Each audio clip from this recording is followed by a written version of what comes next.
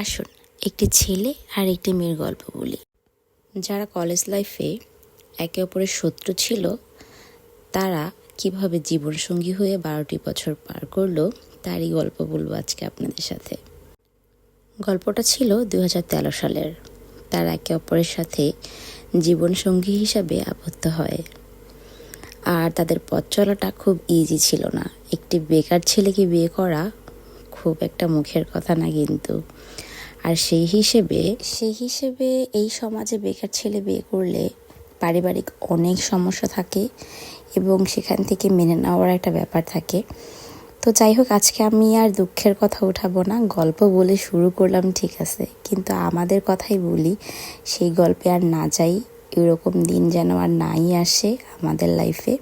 আমাদের লাইফটা যেন আরও সুন্দর হয়। সবাই আমাদের জন্য দোয়া করবেন, আমার হাজব্যান্ডের জন্য দোয়া করবেন এবং আমার 2 সন্তানের জন্য দোয়া করবেন।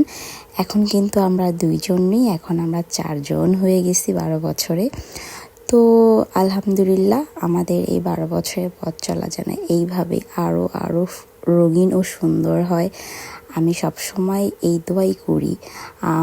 আমাদের মাঝে অনেক খুনসুটি হয়, আবার আমাদের মাঝে অনেক খুনসুটির থেকেও বেশি ভালোবাসা হয়।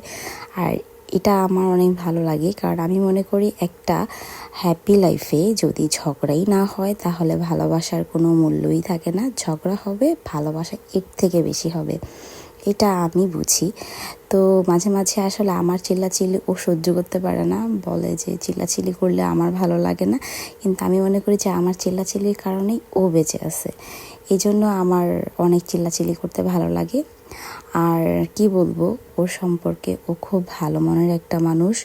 এতটা বছর আমাকে খুব আগলে রাখছে, কোনো দিন কখনো কোনো কিছুর জন্য আমাকে একটু হলেও আর কি দুঃখ পাওয়ার আগ মুহূর্তে হলেও সুখটা আমাকে এনে দেওয়ার চেষ্টা করছে। আর আমার জন্য অনেক কষ্ট করছে, ওর লাইফটাও আরও সুন্দর হইতো। যাক, ওই কথা আর নাই বা বলি। আমি চাই তুমি আর আমি সারা জীবন একদম বুড়ো আর বুড়ি হয়ে যাওয়ার আগ পর্যন্ত একসাথে থাকবো। Happy anniversary.